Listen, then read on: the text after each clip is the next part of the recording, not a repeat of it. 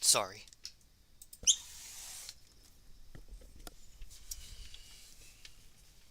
Oh, sorry. Oh, how embarrassing indeed.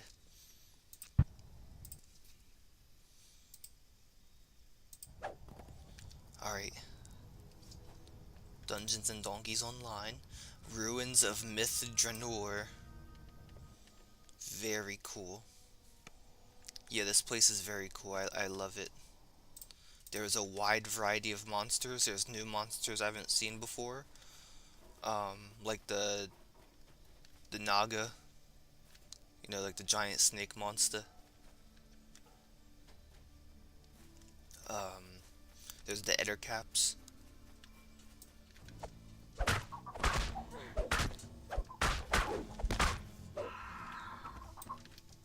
Oh man, the streaming makes it really laggy. Freakle fluff.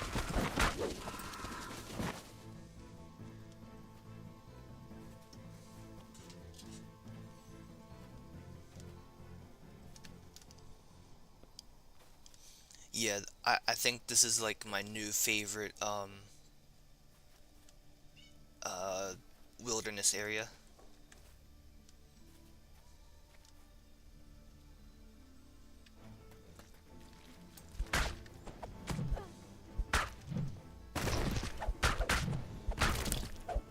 The character I'm playing as, she is kind of a mess of multi-classes, but I think she works out. It works out in the end. Warlock 10, Barbarian 2, Fighter 2. I think I could have went without Fighter and just did Barbarian.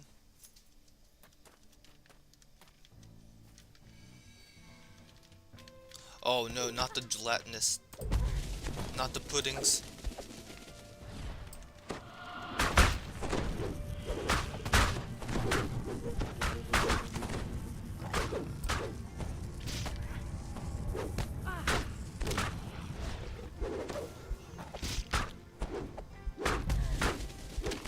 Troubled Boys posted a new video. No moon.jar. However, oh, come on, Displacer Beast, stop displacing. In the Dungeons and Dragons movie, like, they have a Displacer Beast, and, its way of, like, I guess putting on an illusion of itself is, very interesting. I don't think I've seen that before. Oh boy, here comes the lag. Freakle fluff.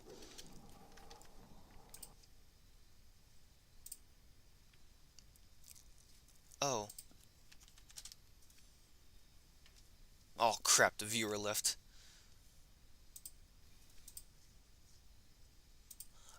Solar The Sands single video. panel comic is a limited type of artwork. It challenges the artist to tell an often comedic, visually simple, and clear story within the boundary of a single, still frame. Save for the caption at the bottom. When done well, this profound limitation can result in profound efficiencies, and The Far Side is one of the most tightly crafted and most revered comics to ever run. It is also one of the most surreal. One cartoon features a Ew. woman explaining how she embedded her husband in concrete in the middle of their living room.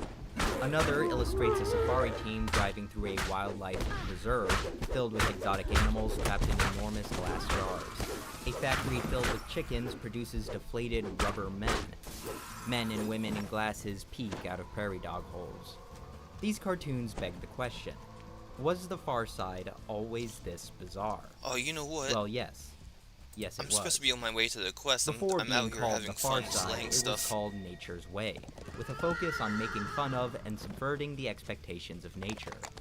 Gary Larson was influenced by publications like Mad Magazine and Gay Ann Wilson, a regular Playboy, National Lampoon, and a New Yorker comic artist who dealt with the Why do dark you say and Playboy? surreal. Before Mad and Wilson, there was the gag cartoon. Some of these old gag cartoons are so effective and timeless, they look like they could come out today. We're here for our convertible? Oh, How about a stupid miss? ad. No. Nature's Way primarily employed the animal kingdom, but even this wide subject matter would prove to be too narrow for Gary Larson's Man, I'm imagination. down to 30 After a name something change potions. and syndication by Chronicle Features, it became Didn't I just The buy a Far bunch more? Anyone who's read The Far Side will pick up on its common theme. What does Sigma? Role reversal, where humans act like animals and animals act like humans. The supernatural, the prehistoric, the extraterrestrial. Nearly everyone in The Far Side is fat. Every human is a mound of dough with a pill-shaped head. In fact, everything in the comic looks obese and ridiculous. From animals to cars to planes. Even the waves illustrated here more resemble rolls of fat. Gary I don't Larson like where could be this is very going. particular about the This details of his massive comics. structure was once For a example, banquet when he hall, didn't quite think the home to animals were appropriate countless in this nights of cartoon, revelry. he switched them to bears, That was long ago. since they can walk on their hind feet and more resemble a group of guys standing around. The timing Seven of the scene negative matters, levels? too. In the sketch version of this joke about a sheep getting sheared right before a date, it shows what the sheep is thinking during the shearing. However, in the final version, Larson moved forward in time and showed the aftermath of the shearing. Many of his jokes revolve around taking a snapshot of just before or just after a significant event, either building tension or making you wonder about what led up to whatever absurd thing just occurred. Sometimes the pose of one character matters a great deal, like in this cartoon where horses are introduced to America and one horse points to the scenery like a tourist. I really need to find a Larson felt restaurant. this These expression lesser made the restoration cartoon, potions are and not couldn't working. be changed like the poses of the others could be. In one case, the Syndicate removed the last two letters of this caption, horrifying Larson, since he believed turning yee-haw into yee could confuse Yee. readers into thinking the people are yelling this, not the aliens, prompting him to request a correction. Some cartoons don't always hit the mark, Once like this here one in of a Ted Hall therapist was a speaking place to a of single merriment. angry Alright, let's eye. pause this.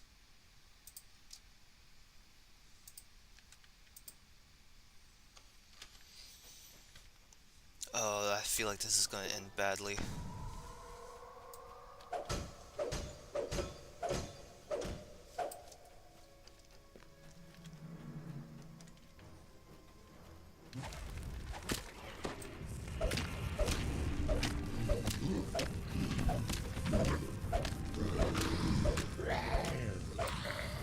I get really impatient and just try to spam as many spells as I can, but that's like not good. Yeah, you just gotta be patient and let the hits, the weapon hits, do the work.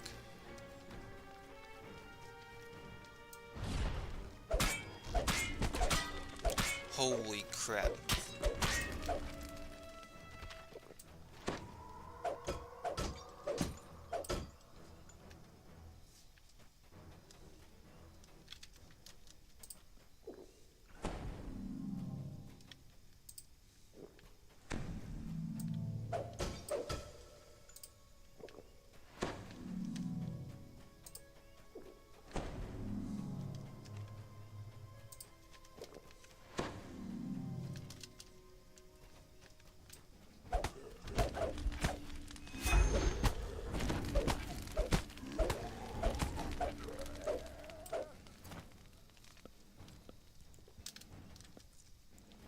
I might play Left 4 Shed after this too. The Lethal Injection server has been pretty busy. It's gotten popular again.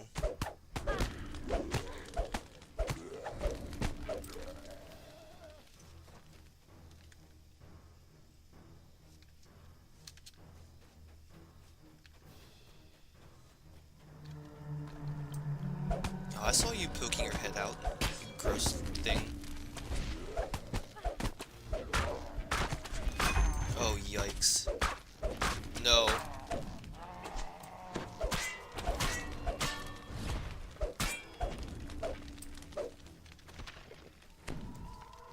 I need a resty shrine. Shrine. Oh dear.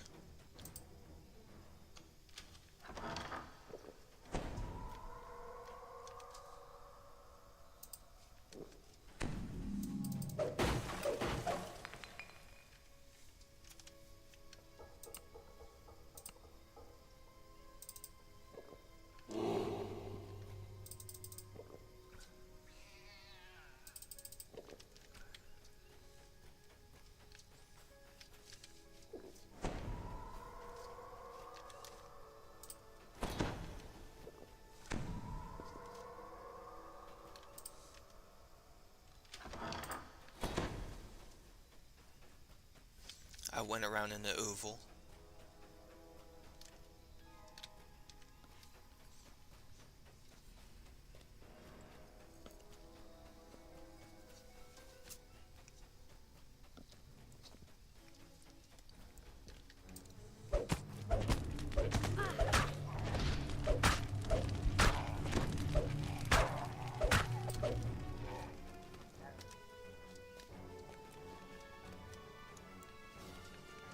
Icon of the dwarves.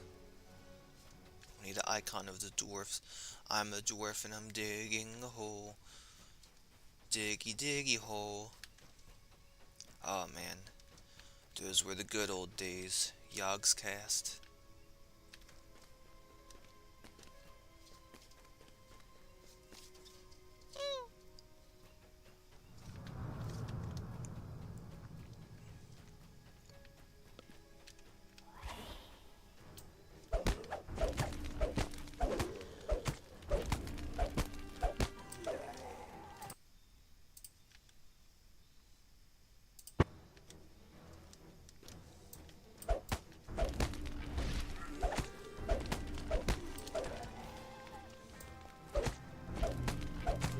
Slash, slash, slice and dice. It's quite simple.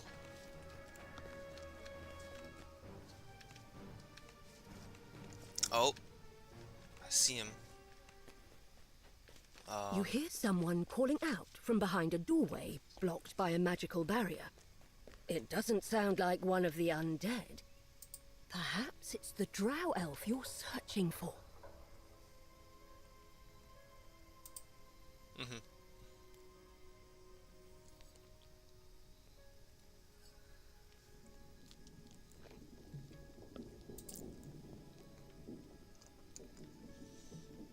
Fetch the crests.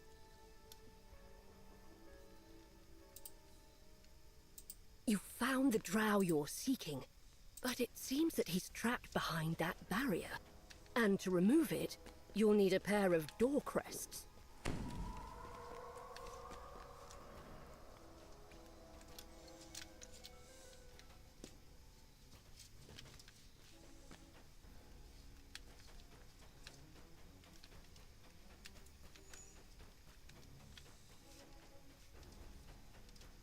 What the? What? I'm confused. Going the wrong way.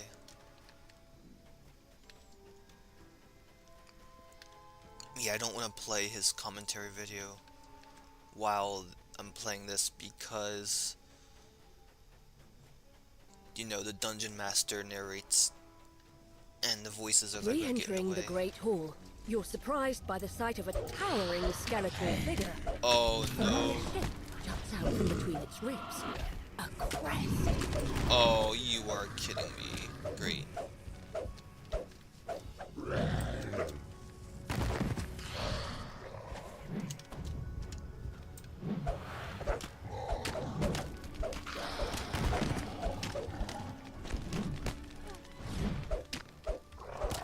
Man, he is big. Realistically, he would just kill me in one hit, and I The could barely do skeleton anything to him. shatters and falls, the crest in its chest tumbling free. You scan the room, looking for the fallen object. Crest of thy spear.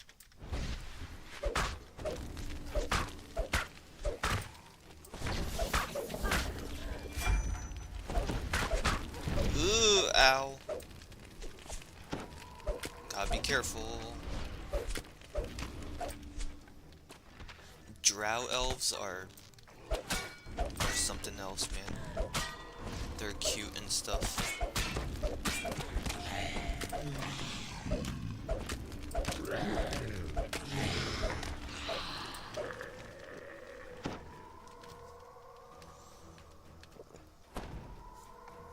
I hope there's a restaurant around here somewhere.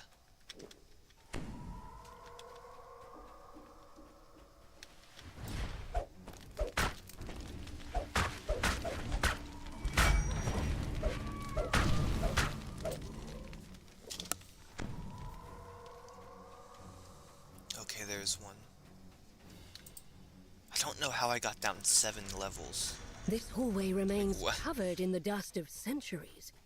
Anything here is Oh likely to no! Oh, I'm dead. I'm dead.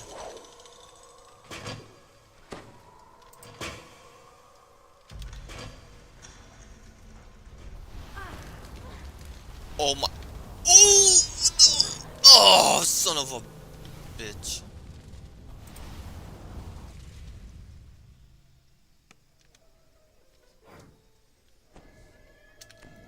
Ah,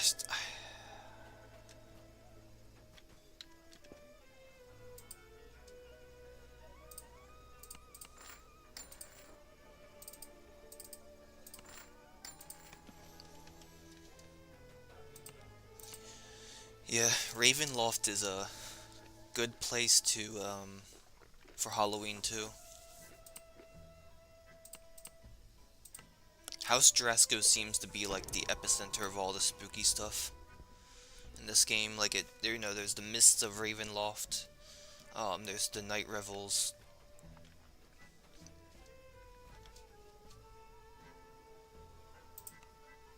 I mean, I guess that's it.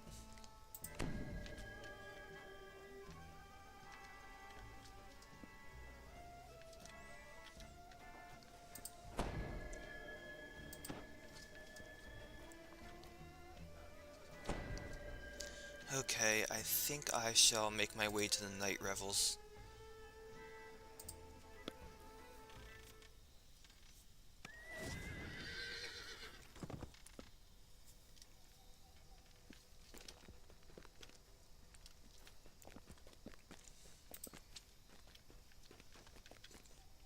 Dang, girl, that's a legend.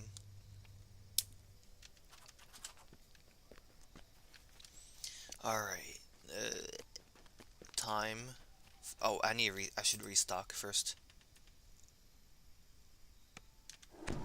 Or you know what, now I'll play the Solar Sands video. Actually, the subject matter is not very interesting to me, but I know a vid that he did make that I do like.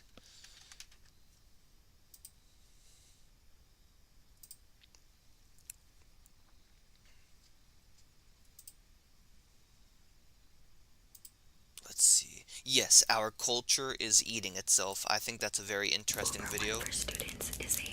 Okay, I don't need an ASMR ad, please. Don't do that. Ouroboros is an ancient symbol of a snake eating its own tail. There are many interpretations of it. One is the endless cycle of nature and time. Another is renewal. As the snake eats more of its back, the fresh front will replace it. But the most literal is destruction. The snake will eventually eat itself to death. This is the worst era in film history. I don't mean financially. I haven't run the numbers. I don't know if there are more flops than usual. I don't mean critically. I don't know if movies are getting more bad reviews than in prior eras. I mean artistically. Artistically, we are in the worst era in film history. My reasoning for this claim is simple. For the past 10 years, mainstream culture has been inundated with terrible movies, lacking in vision, mired with problem after problem, shackled to nostalgia without substance or care for what made those original nostalgic movies good in the first place. And they are now trying to deny the sacredness of death.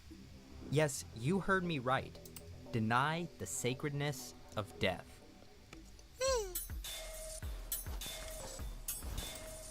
You've heard the opinion, there's too many remakes and sequels these days, so much that it's become cliche. The more accurate problem is that there's too many bad remakes and sequels these days. I doubt many people would be complaining if all these franchise editions were good. However, I also don't think a landscape filled with remakes and sequels and little else is likely to be good. You may say, well, hang on, that's just super mainstream.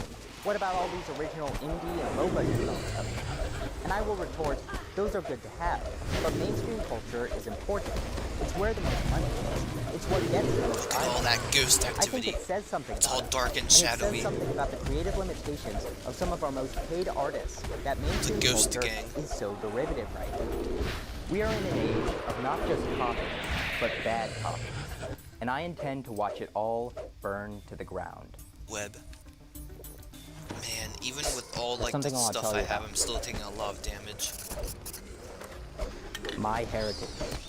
Last time I told you that our family has a picture on our kitchen island with several ancestors in it, and they all look pretty radical. The problem is, we don't have any idea who most of them are. That's why My Heritage is an illuminating website. It can search through 20 billion historical records, Oh, and all no, you he's need are a few advertising. names and dates, and it will start to fill in your family tree with better and even new information. Instant Discoveries is a way for new people to be added to your tree automatically. I can add people I know are in my past, which can connect me with more potential ancestors. Hey Mom, I'm on the My Heritage website again. I'm loved how you sound instead of the photo of my Mother Ducker, grandmother when she I don't was want to listen. Nancy James.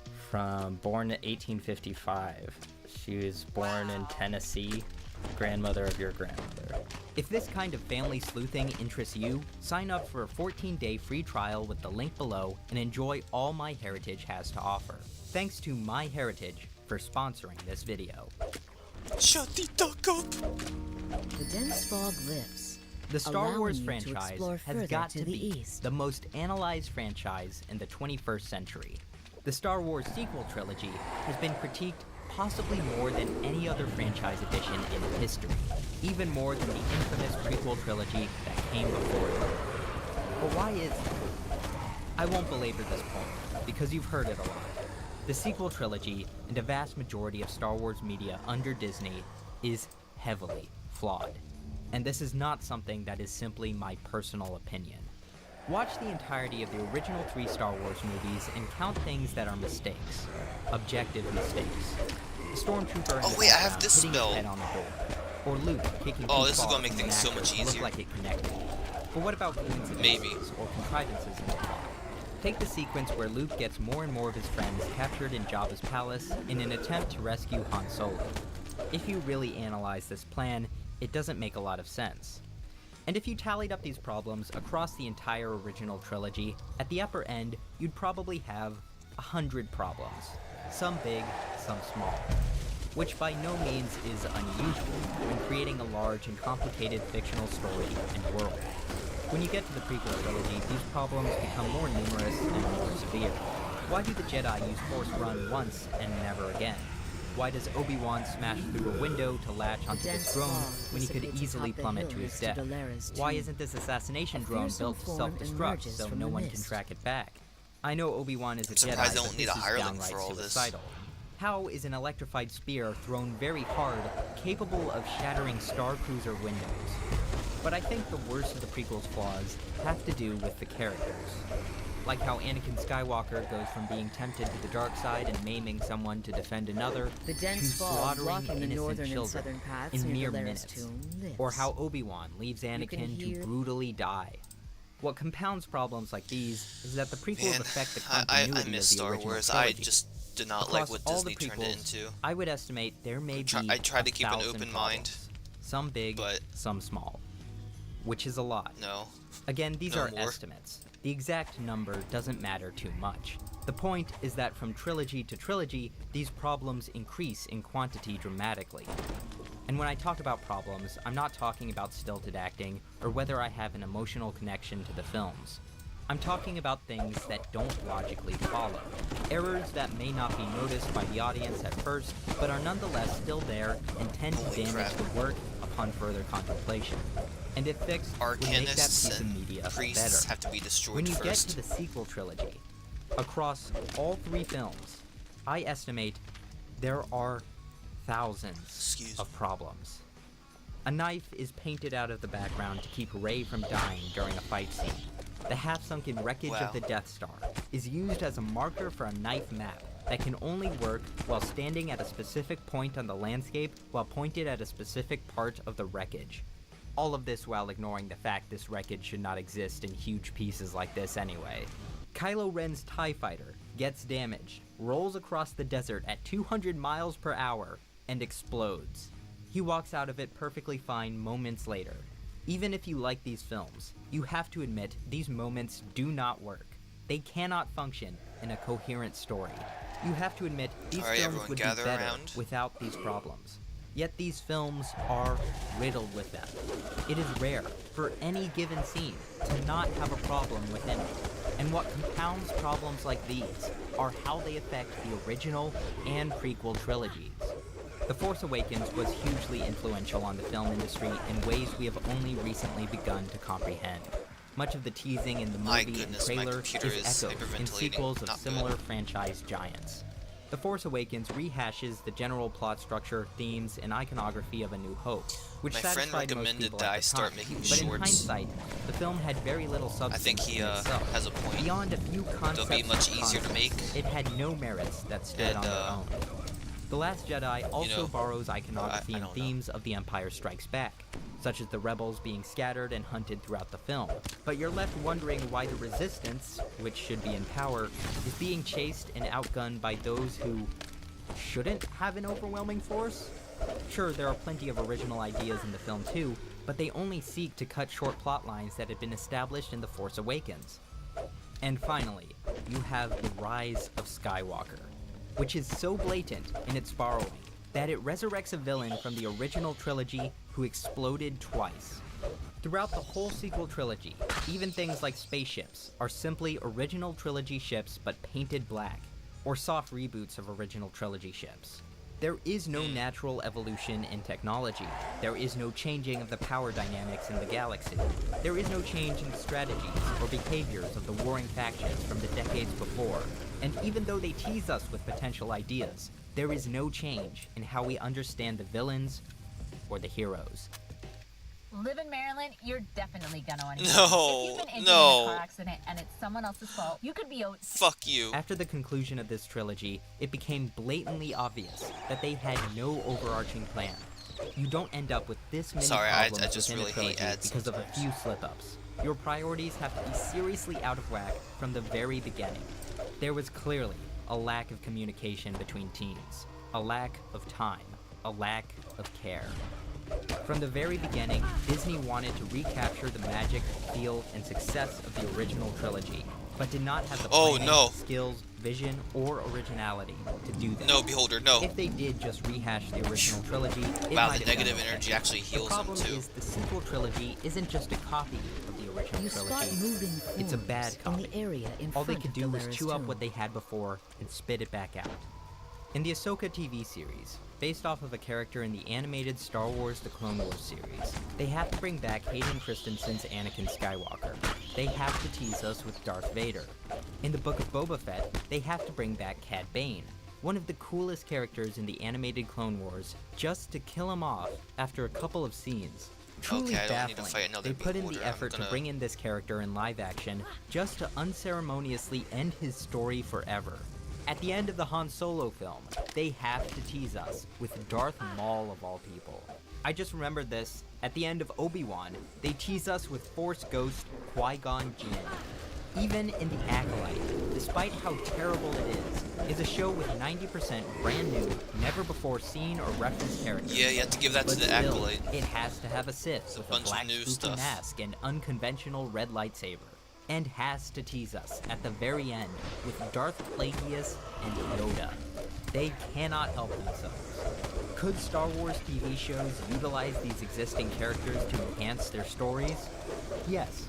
Will they ever use them as anything else than as a crutch to prop up their own terrible scripts with memories I think of better they things? want No. a lot of these That's all franchises, they've they're done. bought by That's big companies. all they'll ever do. They don't want them to just Andor be a is their one franchise. good They want show, them to be a which brand. makes it miles ahead you of know? these other shows. And it doesn't have any of these silly character teases. The only thing against it is that it's slower.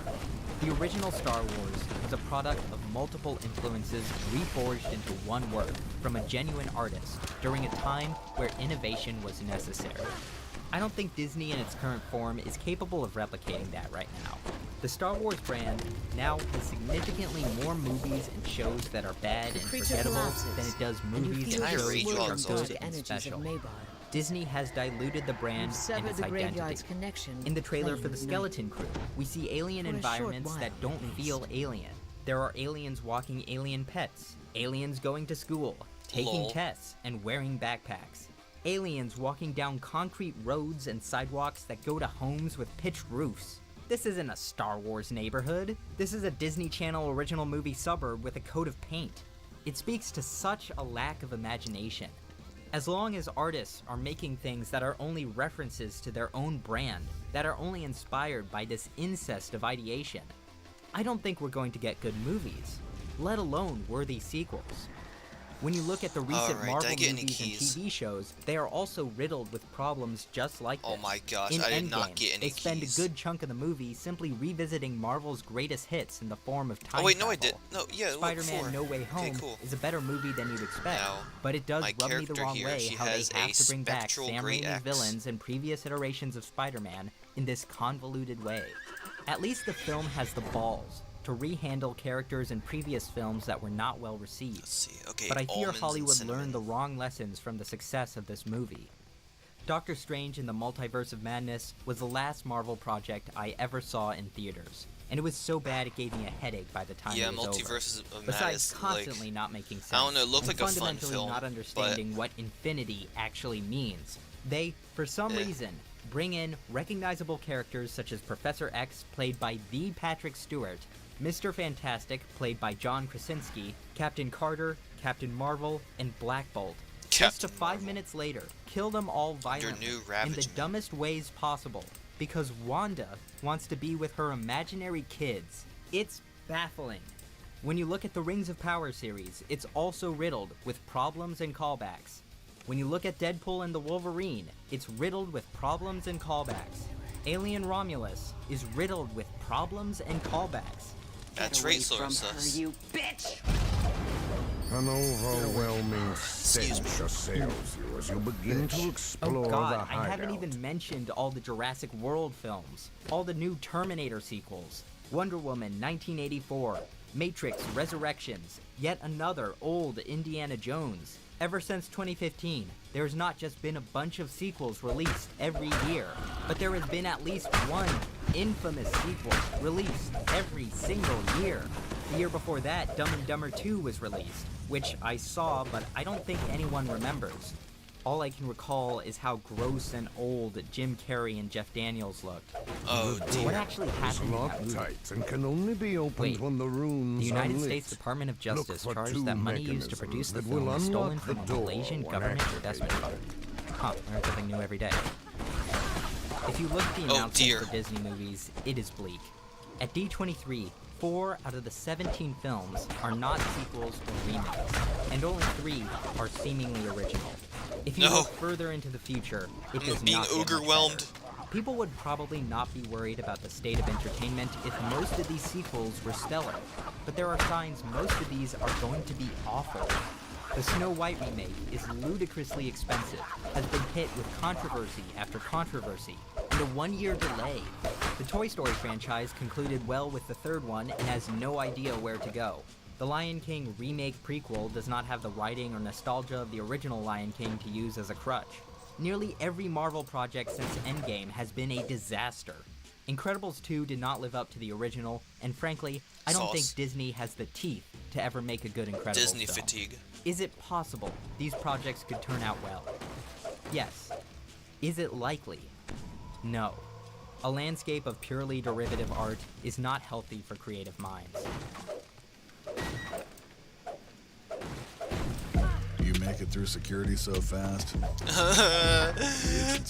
You're abusing me. Okay. I used to think there were no bad ideas, only bad executions. Now, I'm not so sure about this. The existence of a live-action Harold and the Purple Crayon movie is hilarious. Fuck on you, paper. Shaman. An I animated mean, film duck adapting you, Harold Shaman. would have plenty of potential, but a live-action film seems, maybe I'm being dramatic here, kind of impossible to be good. The appeal of the children's book is that it's a story about someone creating their own world through drawing. Everything he does in the book is two-dimensional and simplified. There's a visual joke where Harold shakes his crayon and unintentionally creates wavy water that he falls into. And they animate this. In fact, they fully animate the first 5 minutes of the film just to pivot to the real world. Why?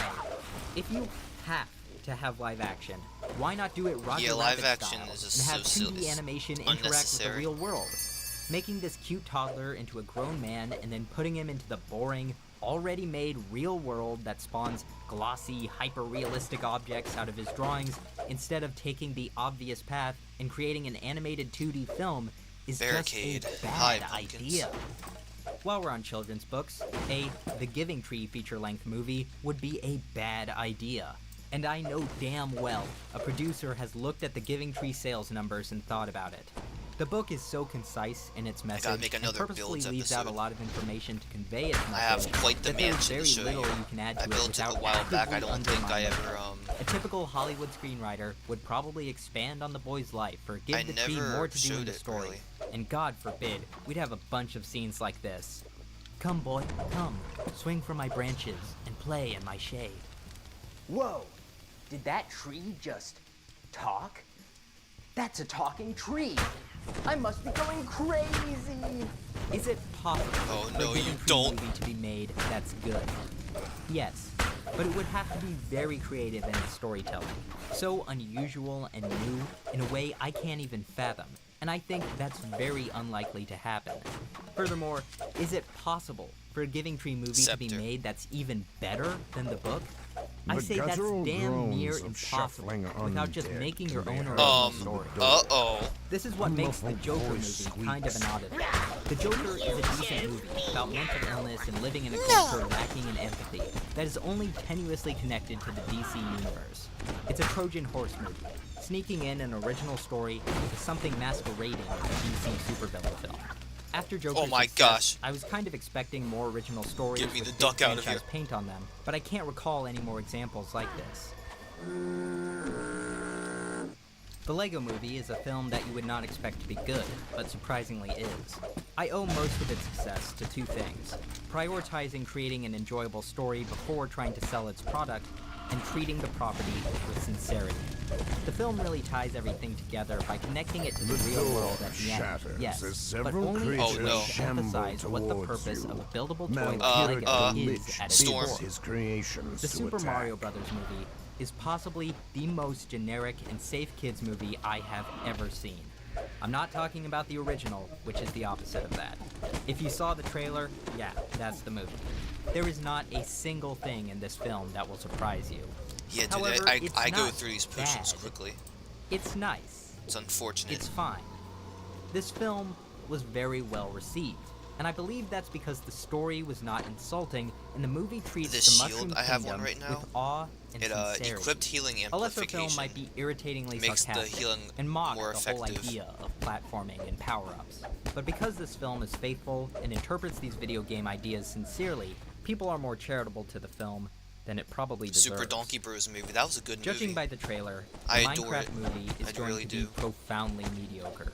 I can just feel it, dripping with insincerity. Oh, the main character you play as in the game is named Steve. How stupid is that? I'm gonna roll my eyes. This guy is such a tool bag. Look at the Ugh. animals and how derpy they look. I Wow, hate the that. world is I made hate of that. blocks. Why'd Isn't she that say that? weird? Isn't that just heckin' crazy? What the hell? You don't have to place things right on the crafting table to craft. Who cares? I hope this trailer is just really misleading, because it depresses me that no No. matter what happens, it's still going to make $1 billion. Barbarian Rage, Right in the activate! middle of editing this, the trailer for the Electric State movie, based off of Simon Stollenhag's graphic novel, was released. And I am actually kind of shocked at Now how hear it generic it shouts. looks. No! This trailer No, is no, pure no, slop. More triple A-list actors who know Who's are not texting going me? to play actual characters. Ugh. Looks like we're getting another Gus Fring. How do you take such atmospheric artwork and turn it into this? Oh no. Oh no. Shut up, Oh. shut up, shut up. I have never seen anyone turn something so silent and somber into pure, loud Marvel action crap. Oh my god, talk about not understanding what you're adapting. The key to making a work based on an existing non-film property is sincerity. Treating the thing you're adapting seriously and understanding it on its own merits. And if you understand it on its own merits, you'll understand that the typical fictional character enters the real world or vice versa plot, and treating a property like any other property isn't going to cut it for most things. You're going to have to be unconventional. You're going to have to work by and understand the rules of that cultural artifact, or else you're just taking something in our culture and reheating it for the masses. Chewie believes all pets are exceptional. Oh, especially mother. when you feed them Pro Plan, backed by science. Screw your ads. Life is more legal than you think. And Oh, legal your ads are soon so is your annoying. out. Stop it. Whether it's registered. Okay, quickly. I can recover. Most Disney live-action remakes are financially successful. Sauce. You should find this Sauce. to be an immensely sobering fact. The Lion King remake is bad. The I knew Lion it was King going to be remake bad is from bad. the first trailer. The Aladdin remake is bad. The Aladdin I knew it was remake going is to be bad. when I first saw Will Smith's blue mug. Guess what? The Lilo and Stitch movie is going to be bad. The Hercules remake is going was to right be about bad. that. The Moana remake is going to be bad. Not a single one of them has been worthwhile. So why does anyone expect the next one to be good? I attribute the success of these films solely to the fact it's a recognizable property done up in a new coat of paint. Something you've seen before, but with added spectacle. Okay, after this I can moan and groan about Hollywood's lack of originality and artistic drive, but people, regular, common people, continue to pay for these movies. We're paying for our culture to be cannibalized. What the general public needs to realize is these remakes aren't just copies, they're bad copies. Just look at YMS's video on the Lion King remake to see that this not a remake good is guy to demonstrably advertise. worse than the beloved classic it's He trying has, to imitate gone in off the deep seemingly end. every way, from the animation to the music to the voice acting to the story itself. I expected the Aladdin 2019 remake to be just below average. I was genuinely surprised to discover it is a film worse than its original in every conceivable way. The film is gray, ugly, and bloated beyond belief. You feel that extra 30 minutes. There were about 2 tiny additions I liked, a bunch of things that made no difference, and a whole lot of things that made the story actively worse. To name just 2, the added songs sung by Jasmine are completely forgettable, and the second one literally pauses the universe of the movie in the middle of a scene to be sung. It's the most jarring thing I've ever seen in a musical. Abu touches treasure in the Cave of Wonders, the cave where you're explicitly not supposed to touch any treasure, not the gem that comes later that causes the cave to collapse, literally before that. And it doesn't cave in or spew lava. Aladdin walks on all these coins, getting to the lamp. He's touching treasure. Oh my gosh, there's shrines behind here. Guess which version didn't put treasure on major walkways? If you think this is it, no, there's so much more. The mistakes in this film compound on themselves so much, I need half the video to explain this. Disney could have had Will Smith play a fresh interpretation of the genie, which he does very Wait, well. he But died for the that most part, quickly? They had no confidence in themselves. Why did he Sure, die they that spent quickly $1 before? million and thousands of VFX dungeon hours just to make Will Smith blue. And make him repeat all of Robin Williams' lines, Okay, but with 22 less spooky personality. almonds, that should be enough. I'll give it to them. They tried their damn best to make the Friend Like Me sequence have the same energy in live action. I mean, their sequence uses so much CGI, it's basically animated too. And still, it pales in comparison to the 2D original, because animation is practically real goddamn magic compared to the constraints of live action. It's so dumb. It's so dumb. Evening. Guards are behind me. Nearly There's a everything guild I they saw. add is terrible, and It's called everything We they All Die rehash Alone. is rehashed in a worse way. The Beauty and the Beast remake is much more bearable, but again, bloated. Adds very little I like, puts in a bunch of things that make no difference, and a whole lot of things that make it worse. Gaston doesn't throw eggs in this version, so how good could it possibly be?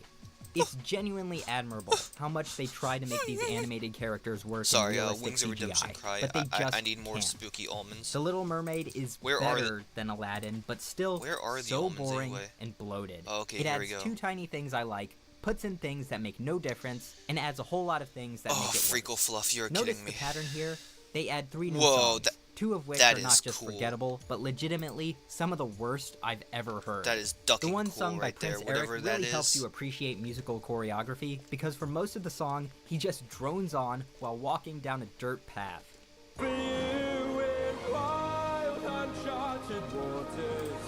Melissa McCarthy. Whoa. Alright, even good portrayal of Ursula. Nice job. They seem to try less with the design and animation of the sea creatures, especially during the Under the Sea sequence, which has not a single animal playing a nautical-themed instrument. I find it comforting that this film was a financial disappointment for Disney. Yeah, The Little Mermaid, like, No, don't put that sand when you make a live-action remake of something like that, You'll get mixed in with the others. like, you can't make things be too realistic.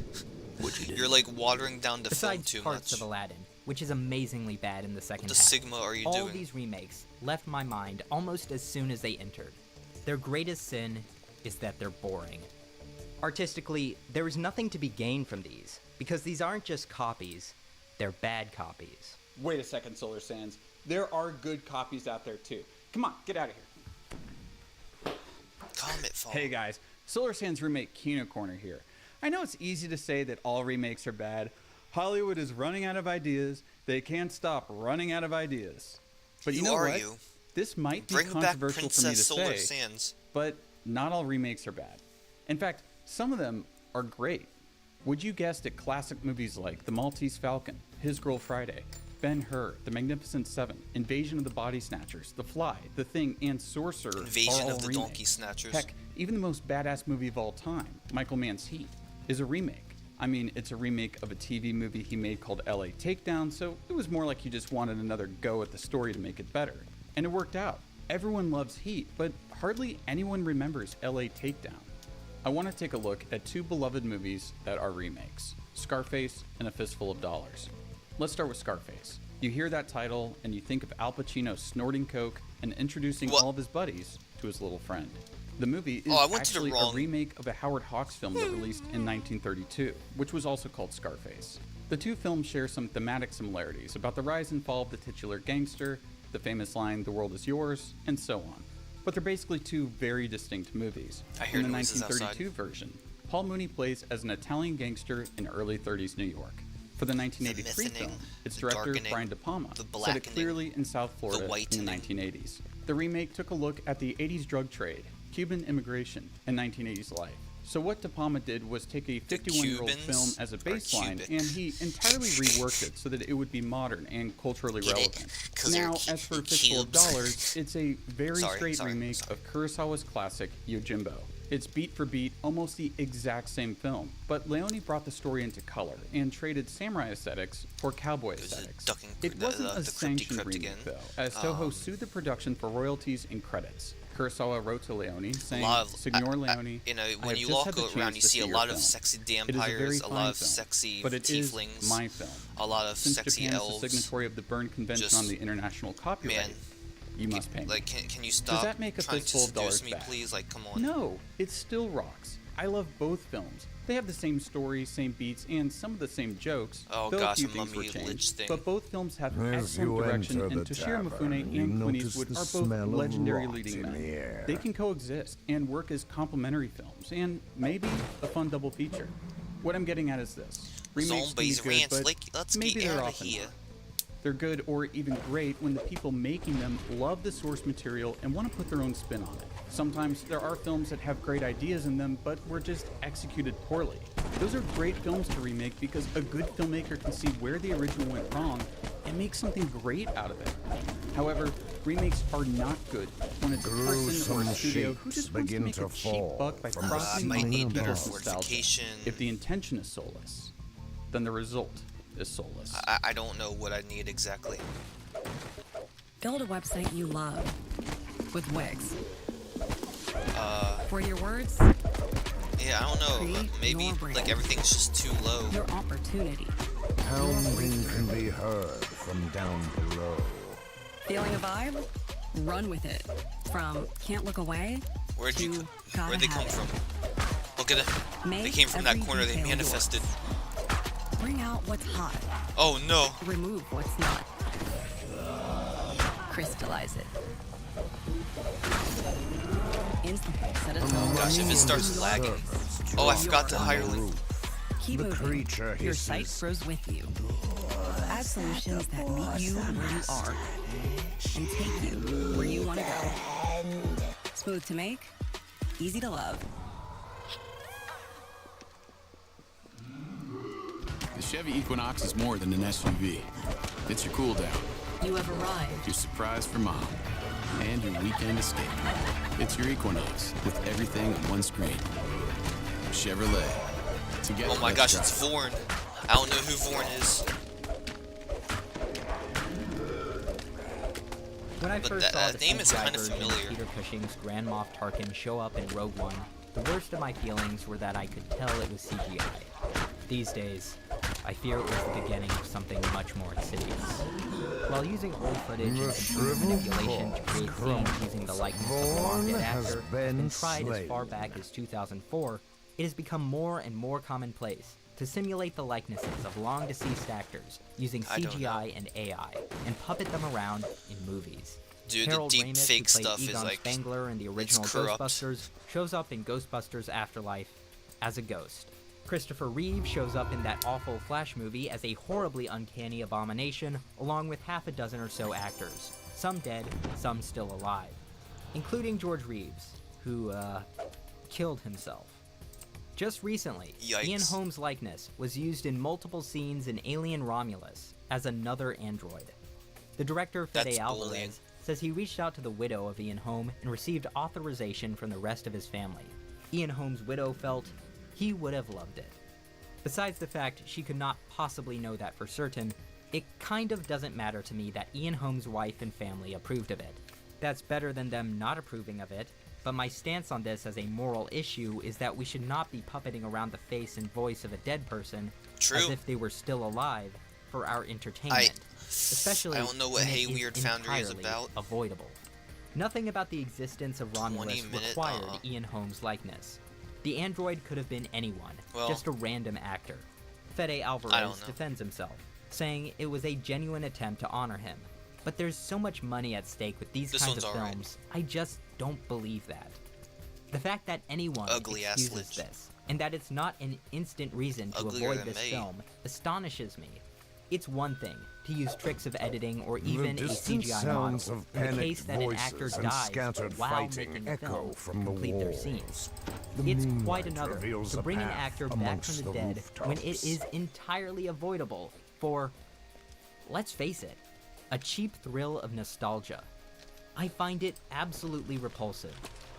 To be clear, it wouldn't matter if these uncanny recreations looked super convincing, and it wouldn't matter if they got permission from everyone in the actors' families for each of these cameos.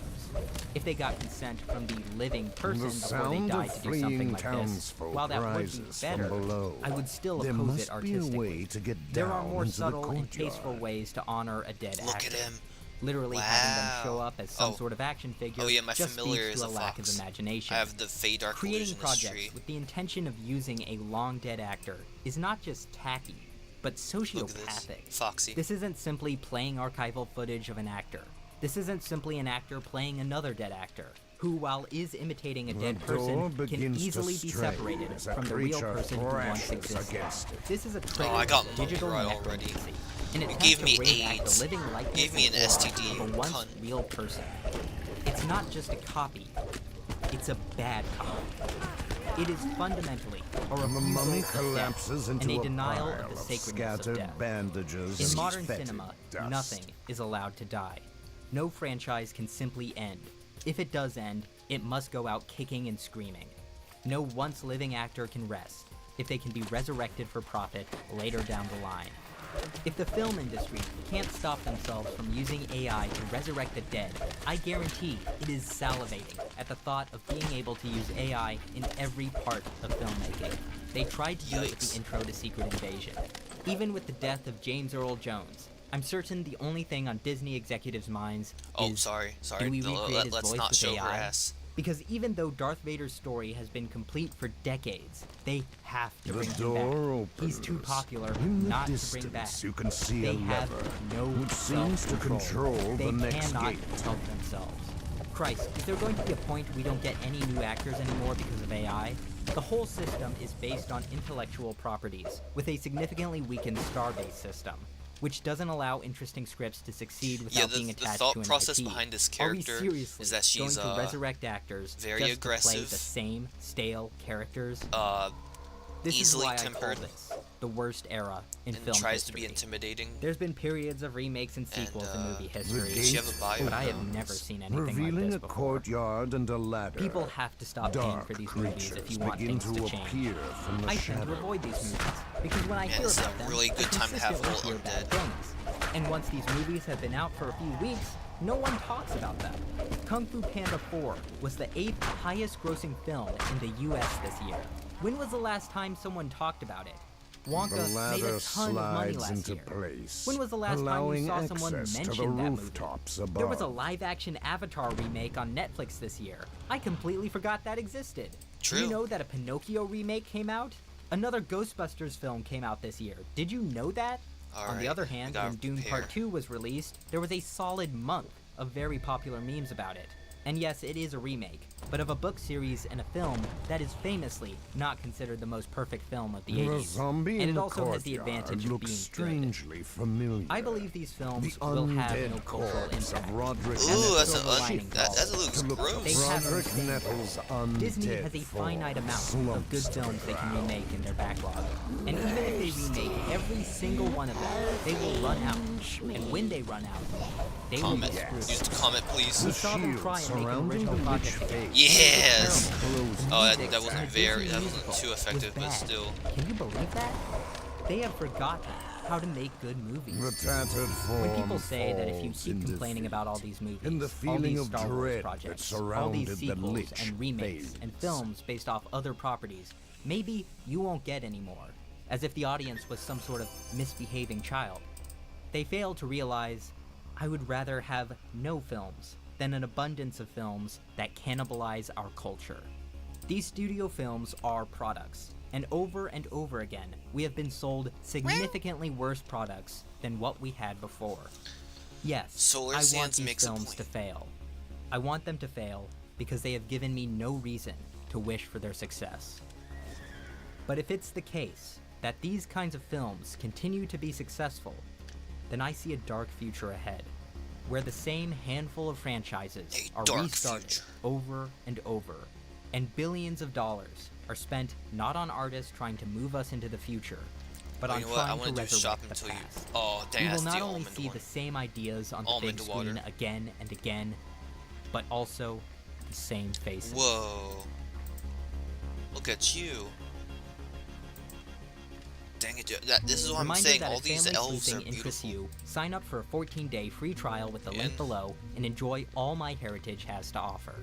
Thanks to MyHeritage for sponsoring this video. Another Alright, announcement, Fudo, a tech company who employs some friends I know, is holding a got to do contest for all Hayward UI Foundry. and UX designers. The contest is to create a new cohesive design language for their brand and apps. The grand prize is $5,000 along with a chance No. at a full-time position. Screw you, Solar It's Sands. only I mean, open to no. Yeah, Solar Sands is dank.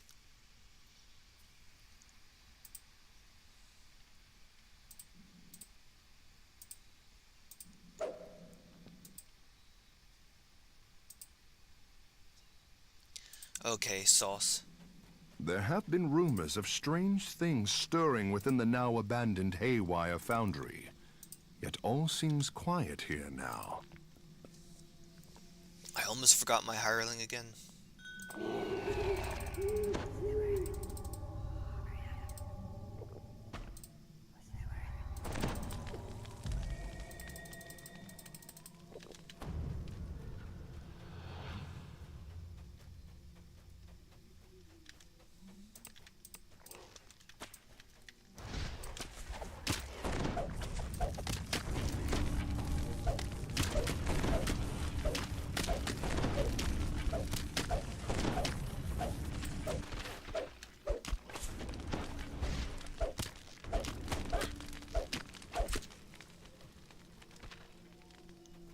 Dude, look at these lights. Interesting. Funny skeletons. I saw, there's a clip of the Amazing Digital Circus episode 7. Nothing much to say. It's just, looks like they're at the beach or, outside the circus.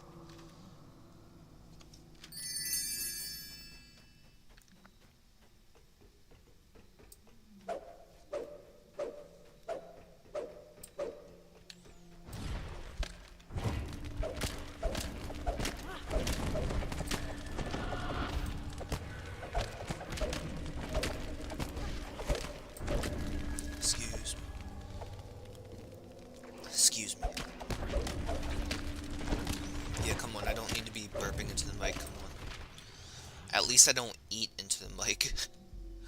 Oh wait, I think I did that one time. Sorry.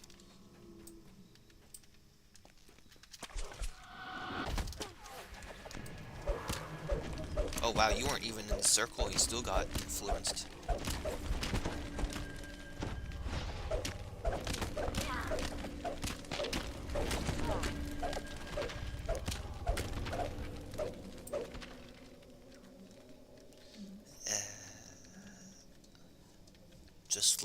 Oh, I can try to get across there.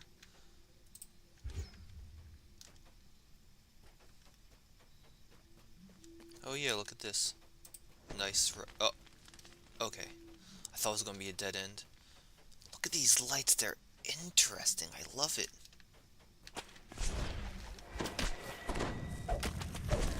This looks like the floor is gonna break. Maybe I'm wrong.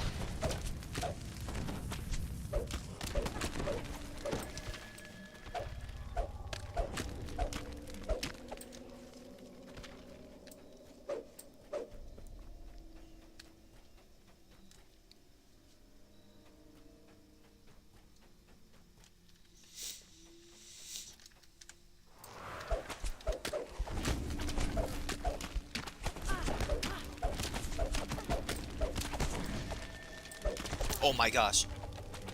Hey. Okay. Okay. I was about to say, oh my gosh, I'm gonna die.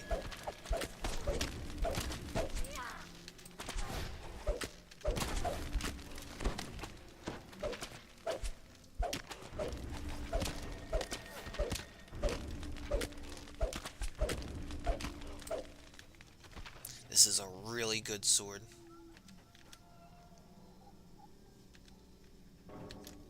Oh, this is the one where you have to do parkour to get out. I like parkour.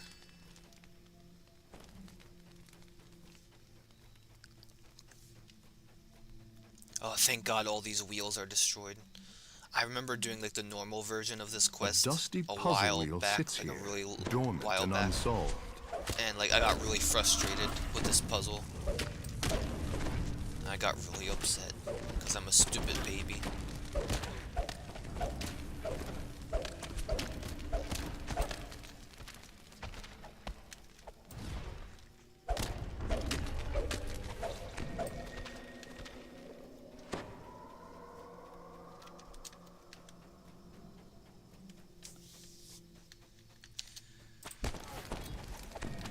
Let's try something different.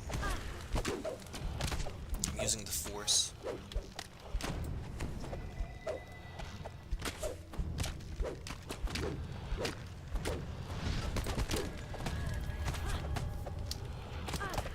Oh no!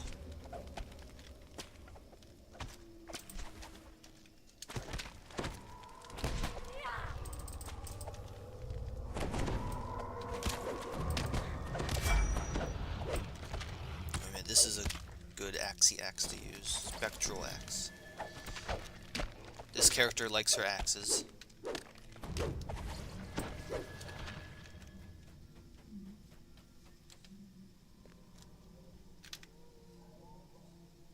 Mirror.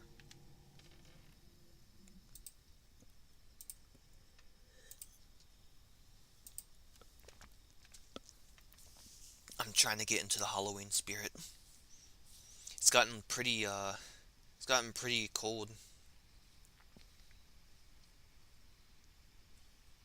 How Brain Rot Took Over Roblox by Bedsheet Ghost. Did we go too big? It's Target Circle Week. Bigger is better. Go big or go Bigger home. is That's better? right. If we can find our car. Same thing? This is our year. You know, if getting AT&T's best deal taught me anything, it's that switching. Brain rot. A concept that has taken off so impossibly fast that by the time it was even on my radar, it had already become the most popular thing on Roblox. You know, like literally not even 2 months ago when Grow a Garden was the most popular video game in the world? Yeah. That is now obsolete because Steal a Brain Rot has beaten Grow a Garden's player count record of 22 million with their own record of 25 million players. Or as this hilarious tweet says, 5 entire Finland's worth of players. Brain rot on Roblox is so popular that it started to bleed into Fortnite as well. That's a topic for an entirely other video, but what's important here is that not only is Steal a Brain Rot Roblox's most popular game, but it's now also Fortnite's most popular game. They have to be like botting or something. How is this genre of game that's literally based on AI images so popular? Well, that's what I wanted to find out. So join me in my descent into brain rot madness as we figure out what on earth is going on. Okay, addressing the strawberry elephant in the room first, how is brain rot so popular? Well, the easy answer is kids, which is also the same reason that Grow a Garden was so popular, and is also the same reason that Roblox in general is so popular, and is also the same reason that gaming is popular. But there are things that these brain rot games do that games like Grow a Garden don't. Sure, both games have a ridiculous amount of FOMO, both games have admin abuse events, and both games have stud building, but only Steal a Brain Rot, and really the brain rot genre in general, has humor. Humor is the silver bullet that brain rot games have over games like Grow a Garden. Say what you want about this game being lazy, or uninspired, or dangerous for the honesty and integrity of the video game industry. It is pretty funny. I really like when you walk up to the guy and he goes, that was pretty funny in my opinion. This game gets a thumbs up from me. Sarcasm aside, to the average kid, this is way funnier and more importantly, more engaging than Grow a Garden. Sure, that game had enough FOMO to give Fortnite a run for its money, but Steal a Brain Rot makes that FOMO worth it by having the text-to-speech voice say Nubini Pizzanini 100,000 times a second. I'm well aware that I am far outside of Steal a Brain Rot's target audience, and you are not going to catch me doing the YouTuber thing where I just use these games as a stepping stone to grow my ironically increasingly brain-rotted audience to further my own personal financial gain. I don't want depth and meaning in my video games, I just want more AI sludge so that the kids spamming W speed for some strange and terrifying reason in my chat don't get bored and click off forever. Shots aside, allow me to brief you on the incredible gameplay of Steal a Brain Rot. Step 1, choose a brain rot. Step 2, obtain. Step 3, wait for it to generate money for you so you can go and steal more brain rots. The rarer the brain rot, the more money you earn. However, you can also steal brain rots from other players by whacking them with a club and invading their bases. Oh no! That is it. In terms of actual gameplay, there's really nothing else to steal a brain rot. I mean, I guess there are rebirths, but let's not kid ourselves here. If you expected anything more than the bare minimum from a game called Steal a Brain Rot, then I don't really know what to tell you. No, really, I tried to understand the deep and philosophical inner workings of Steal a Brain Rot, but if you can believe it, I was left empty-handed. So I decided to look elsewhere for my answers as to why brain rot was the most popular thing on Roblox. And naturally, I was taken to the pearly white gates of Plants vs. Brain Rots. Oh man, we're really getting down and dirty with this one, folks. By combining the overwhelming power of AI slop and barely disguised IP infringement, I create Hollow Brain Rot. If you've played Plants vs. Zombies, or really any game similar, you already know what Plants vs. Brain Rots is about. You buy plants from a seed store, place them down on the rows of grass, and destroy brain rot characters with them. Now, you would think this would be a good thing, right? Adding depth and unique gameplay to a brain rot game. Yeah, I would also think that, except for the fact that you literally can't lose. Yeah, so instead of losing the game outright when you let a brain rot through your defenses, nothing happens. No, literally nothing happens. Wait a second. Plants, seeds, studs, brain rot, gear shops? Who made this game again? Oh, of course. Surprise, that's what this video is really about. Jandel has quickly rocketed to the top of the charts as one of Roblox's most controversial developers. His eagerness to do business with Big Studios and his overall questionable monetization strategies have led to many rightfully criticizing him, myself included. I would like to interject into this video complaining about brain rot an intermission, in which I will complain about Jandel instead. You are acting like all front page games are brain rot. 99 Nights, the top game, is brilliant designed for Roblox, but breaks the mold in its own way. This was a grammatically incorrect response to my quote tweet of him coping that everyone thinks that the front page of Roblox is brain rot. My issue with this tweet is that he doesn't seem to understand that incoming Roblox developers are not going to try to make games that get 10 to 200,000 concurrent users. They're going to try and make front page brain rot. Jandel does have a point here. 99 Nights in the Forest is a genuinely good video game, and I can completely see why it's so successful. My main issue is that 99 Nights in the Forest is not what people are going to try to replicate when they too become Roblox developers. They might see that, yes, while 99 Nights is indeed a well-built Roblox game, it's complex. It has a lot of moving parts that all fit together to create one overarching experience. Meanwhile, Grow a Garden and Plants vs. Brainrots are just base plates with plots of land on them. If you're like 16, right, and you're looking to become a Roblox developer, which one looks more appealing to make? The one that can scale infinitely with very little effort, carried by FOMO and admin abuse sessions, or the one that actually looks like a video game? This response is so baffling to me because you can very clearly tell he has no idea what I actually stand for. My issues with brain rot and other do-big-esque games isn't the fact that they're popular, it's the fact that they're genuinely unhealthy for the games industry as a whole. Just so we're on the same page then, my inherent bias for not just Roblox games, but video games in general, are that they really care about what they're making and aren't so blatantly designed to siphon money from their player bases. They're what I like to talk about and highlight on this channel. Never once have I said that developers who make brain rot games don't deserve their success, but if you think that brain rot hasn't had a direct negative effect on the Roblox platform, you're dead wrong. Tying this back to Plants vs. Brainrots, this game could have been really good. It could have had a lot of depth and organic replayability. Hell, you could even scale it infinitely like others in its class, but they don't do that. There is no depth of gameplay. There is no organic replayability. It's all manufactured with bright colors and FOMO tactics, and enough brain rot to fry the neurons of anybody over the age of 30.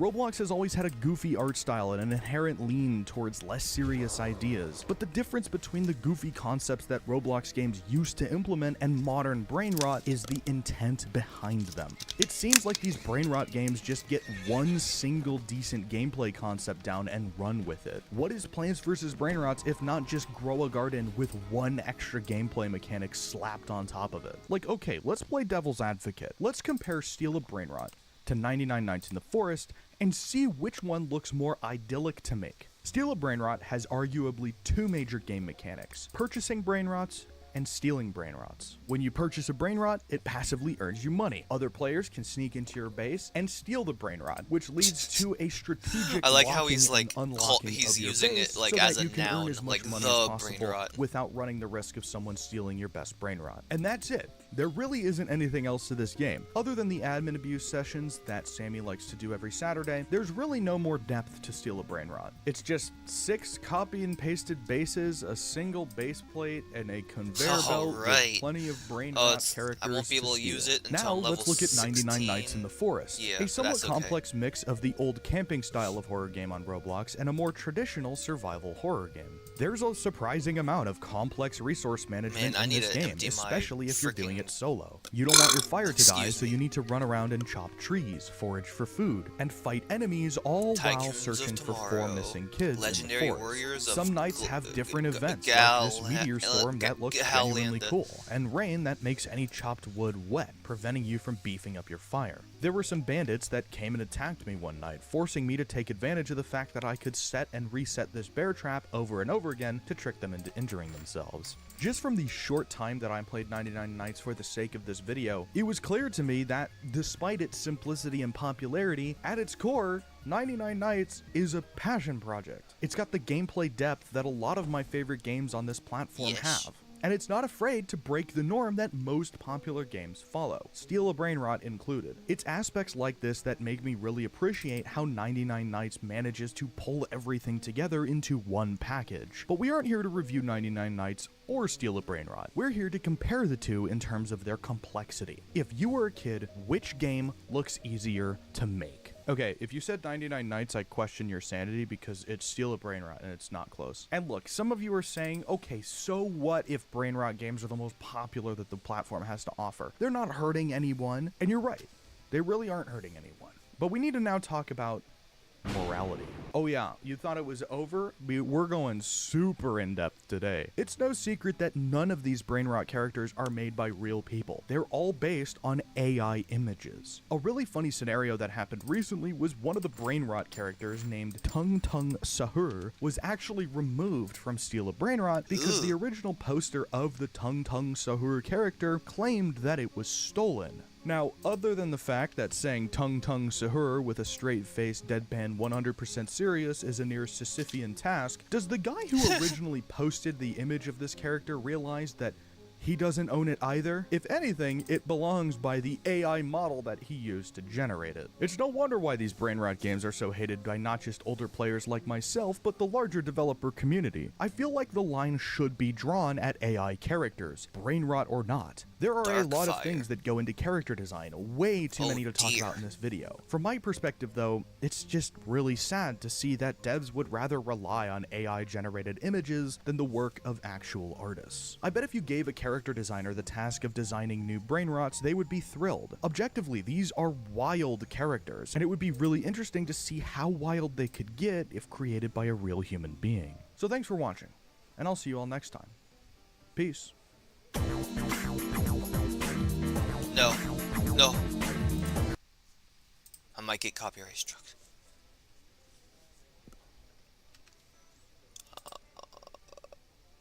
Oh wow, spellcraft really low. I'm gonna be honest, I don't know what to spend my spell points on, real talk.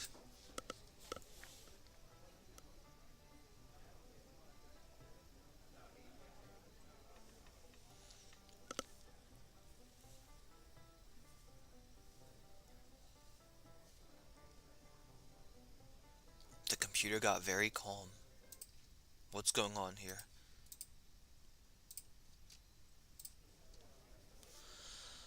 Alright, dang, girl! Wait, I don't think that's a girl. I don't know, I could be wrong. It's hard to tell sometimes.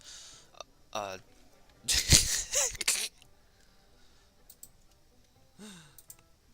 look at that. I'm pretty sure that was a girl, actually. Like a character. Like the character itself, not the player. I'm not talking about the player, I was talking about the character. Fast movements. Oh, I didn't know barbarians had movement bonuses. Well, I'll be darned.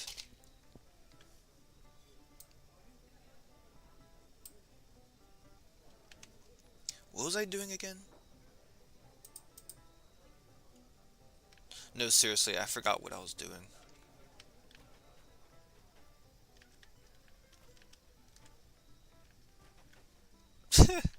Oh dear. Well, I got my new spectral axe. Oh, I need to go to the bank. Yeah, I need to go to the bank to like deposit crap.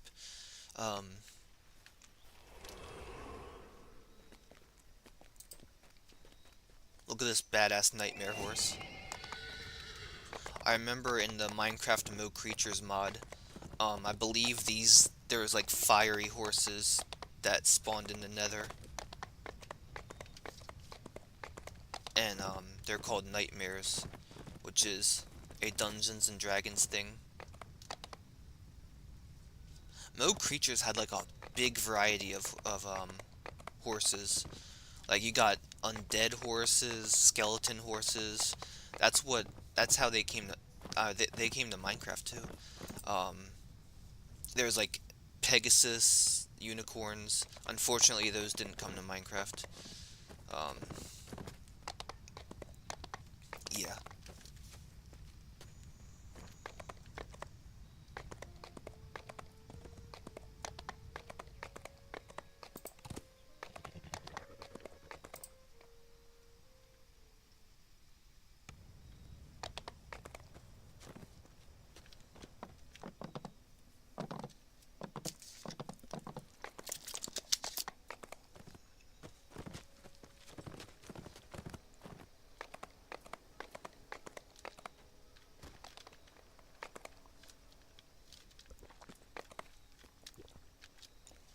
My goodness, this dwarf is surrounded. The dwarf is surrounded, I repeat.